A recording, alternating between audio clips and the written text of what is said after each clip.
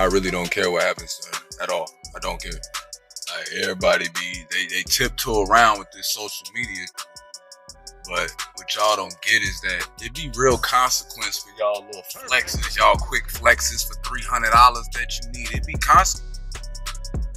It was supposed to be just another court appearance, another quiet day, another attempt to find closure. But the second those courthouse doors opened and Iman Shumpert stepped outside, everything changed. The cameras didn't just flash, they attacked. The voices didn't whisper, they roared. And in that sea of noise, all anyone could talk about was Teyana Taylor. Iman looked drained. His shoulders heavy, his eyes red, not from anger, but from exhaustion. This was a man who had fought too many battles, some in public, some in silence. He didn't speak at first. He didn't have to. The silence spoke louder than any statement could. Reporters shouted questions. Iman, how do you feel about the ruling? Is it true Teyana lied? Are you seeing your kids this weekend? But he just walked, eyes fixed on the ground. His lips trembling slightly like he was holding back years of emotion. Someone in the crowd yelled, "Stay strong, Iman." Another whispered, "She really did him dirty." And that's when the tears started. He tried to hide it, brushing his face quickly, but it was too late. The cameras caught everything. That single tear sliding down his cheek became the photo that would flood every gossip page within minutes. Social media exploded. Twitter, Instagram, TikTok, everyone had an opinion. "Teyana broke that man," one comment said. "He's fighting for his kids while she's out smiling on red carpets," another wrote. Hashtags started trending.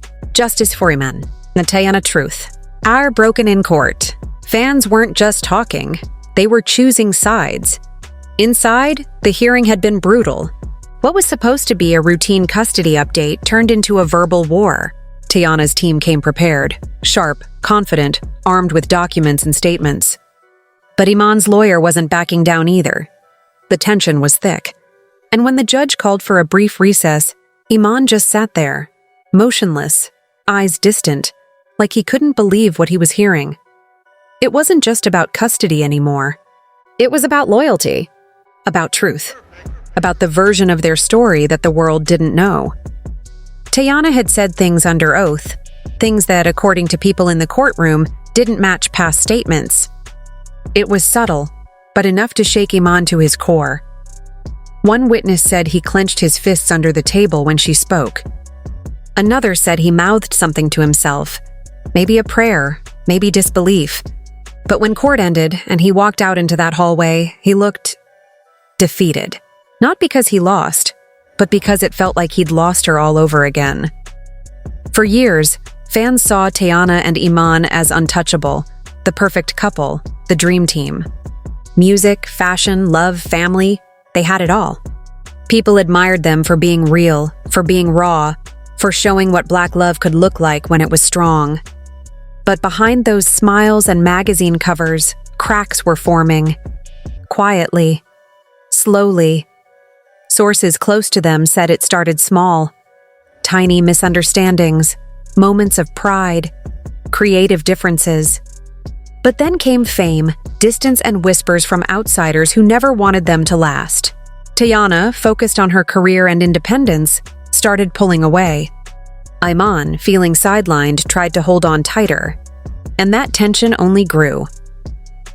By the time divorce papers entered the picture, it wasn't just about love anymore, it was about image. About who looked like the villain. About who could protect their legacy in the eyes of the public. And now, standing outside that courthouse, all of it came crashing down. Teyana hadn't shown up that day. Her team represented her, but she stayed away. Some said it was strategy. Others said she didn't want to face him. But her absence only made things worse. Fans began to turn. "If she's so confident in her truth," one tweet said, "why not show up?" Meanwhile, Iman's body language told the story his words couldn't. His lawyer tried to guide him toward the car, but he stopped for a moment, looking up as if searching for something, maybe strength, maybe peace. And that's when one reporter shouted, "Iman, do you still love Teyana?" He didn't answer right away. But the faintest, almost broken smile crossed his face before he said, quietly, "Love doesn't just stop." And that single line sent chills across the internet. People replayed it, quoted it, analyzed it. Love doesn't just stop. 4 words that said everything. It wasn't anger. It wasn't hate. It was heartbreak. The kind that lingers long after the cameras leave. Later that night, clips from the courthouse flooded YouTube and Instagram. Bloggers began dissecting every detail. One video claimed a source close to Iman revealed that the lies told in court cut deep, especially since they involved his relationship with their daughters. "He's not fighting for fame," the source said. "He's fighting to be present." But the internet wasn't kind to Teyana. For the first time, fans weren't protecting her. They were questioning her. Why would she twist facts about custody? One commenter wrote, "This isn't the Teyana we thought we knew." Others defended her, saying the media was twisting everything, that she was simply protecting her kids. It became a war between 2 fan bases. The Archer Team Teyana crowd posting old clips of her emotional moments, defending her as a strong mother. The Team Iman side sharing videos of him spending time with the kids, captioned "a real father." But through all the noise, one truth stood out. This wasn't just celebrity drama anymore. It was real pain, real family, real consequences. Days later, Iman posted something on his Instagram story, a black screen with a single quote. "Sometimes silence says what words can't." No caption, no tags, but everyone knew what it meant. Teyana didn't respond directly, but hours later, she posted a photo of herself holding her daughters, writing, "My peace is my children." That post divided the internet even more. Some said it was shade, others said it was strength. But for those who had followed their story from the beginning, it felt like watching 2 people who once completed each other now speaking in coded heartbreak.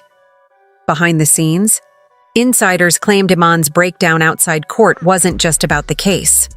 It was about the years of emotional buildup, the quiet sacrifices, the public blame, the feeling of being misunderstood. He had supported her through every album, every tour, every success. But now, when he needed support, it felt like the world had turned its back. Friends said he'd been trying to stay strong for the kids, keeping calm even when the situation got ugly. But seeing everything unravel in court, the tension, the accusations, it was too much. One close friend allegedly said, "That man loved her deeply. That's why it hurts like that. You can't fake that kind of pain." Meanwhile, people started revisiting their old interviews. The laughter, the chemistry, the way they looked at each other like no one else existed. "How did we get here?" fans kept asking. "How did love like that turn into this?" It's a question even they might not be able to answer. How do 2 people who once built a life together suddenly find themselves on opposite sides of a courtroom? As the days passed, new reports surfaced claiming the judge had ordered both Teyana and Iman to attend mediation, a last attempt to find some kind of peace before everything falls apart completely. On the surface, it sounds hopeful. 2 parents sitting down to talk, to figure things out for the sake of their kids. But those who know them say this isn't really about paperwork anymore. It's not about custody agreements or legal terms. It's about trust, something that used to hold them together, but now feels like dust slipping through their hands. And once trust breaks, the rest tends to crumble just as fast. Teyana's team says she's only doing what any mother would, protecting her children's best interests. They say she's tired of being painted as the villain in a story she didn't write, of being blamed for setting boundaries that come from pain, not pride. Meanwhile, Iman's side tells a different truth. They claim he's not trying to control anything. He just wants to be a father, present and involved, without being made to feel like an outsider in his own kids' lives. To him, co-parenting shouldn't feel like a competition, but lately, it started to. The irony is, both sides might be right. Both are fighting for love in their own way, both trying to protect what matters most to them. But that's the heartbreaking thing about love and war. Sometimes there's no villain. Just 2 people, both hurting, both trying to win a battle where no one really can. Still, that courthouse moment, that single image of Iman wiping his tears, will forever mark a turning point in their story. It's raw, it's human, it's heartbreaking. A reminder that even the strongest people have breaking points. And as fans keep speculating, the real tragedy is that two people who once danced through life together are now fighting through silence.